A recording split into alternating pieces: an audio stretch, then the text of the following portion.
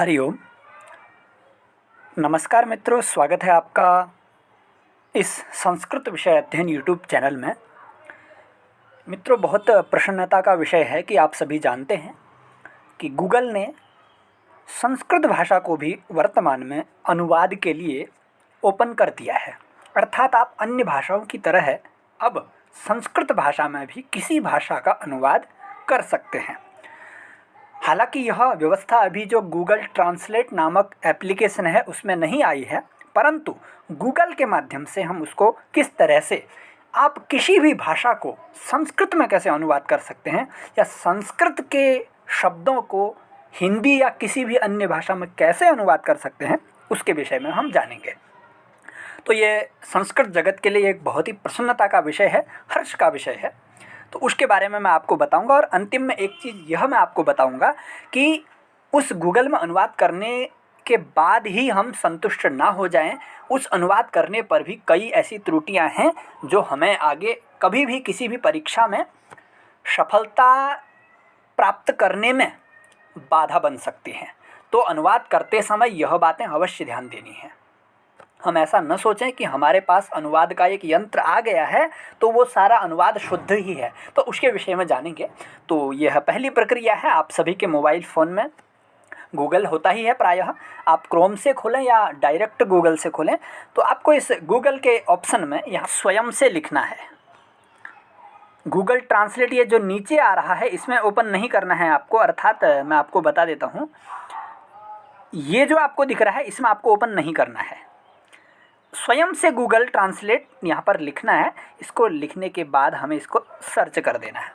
जब आप सर्च करेंगे तो आपको ऐसा पृष्ठ दिखेगा, इस तरह का पृष्ठ। ये मोबाइल की तरीके से मैं आपको बता देता हूँ। ये तो आप जब नीचे की ओर जाएंगे तो इन इन कुछ ऑप्शनों को छोड़ने के बाद आपको यहाँ पर ये गूगल ट्रांसलेट नामक यहाँ पर ये नीचे लिखा दिखेगा। ये इसमें आपको क्लिक कर देना है। इसमें जब आप क्लिक करेंगे तो जब ये अनुवाद वाला जो हमारी जो वर्तमान में जो खुल गया है वो यहाँ पर आपके सामने उपलब्ध हो जाएगा। अब आपको इधर कौन सी भाषा में अनुवाद करना है और कौन सी भाषा का करना है वो आपको यहाँ पर चयन करने का यहाँ पर क्रम है।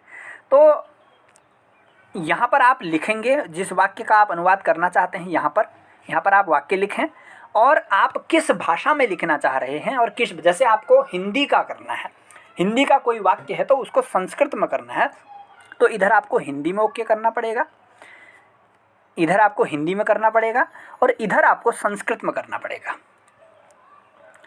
यहाँ आपको हिंदी में और यहाँ पर आपको संस्कृत में। यदि आपको संस्कृत वाक्य को हिंदी में करना है तो यहाँ आप संस्कृत कर लें, इसको संस्कृत कर लें और यहाँ पर हिंदी अंग्रेजी जिस भाषा में भी आपको करना है वो कर सकते हैं। जैसे यहाँ पर हिंदी है तो हिंदी वाक्य यहाँ पर मैं लिखूँगा। जैसे कोई भी वाक्य लिखते हैं, जैसे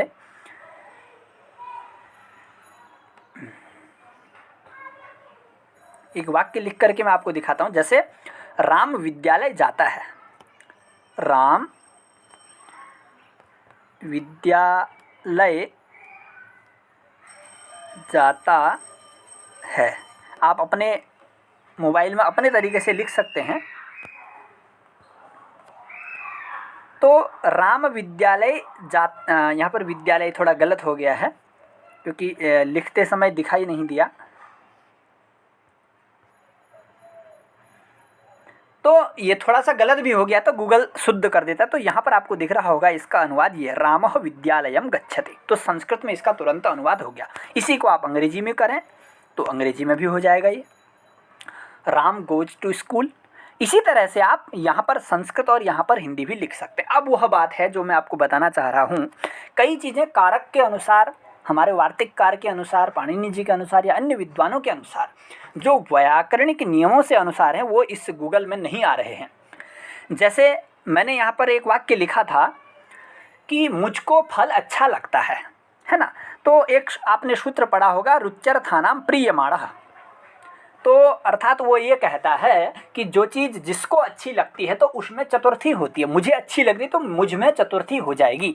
मह्यम फलम रोचते, किंतु इसमें मह्यम नहीं आ रहा है, इसमें आ रहा है अहम फलम रोचते। तो इसको, इस तरह के कई वाक्यों को आप व्याकरण की दृष्टि से पूछ करके किसी से भी मिला सकते हैं। बाकी ये किस तरह से आप साधारण रूप में अनुवाद कर सकते हैं वो आपको मैंने आपको यहाँ पर बताने का प्रयास किया है। तो इस तरह से आप अनुवाद अपने मोबाइल फ़ोन में कर सकते हैं। तो मित्रों, आप सभी के लिए बहुत बहुत शुभकामनाएं। धन्यवाद।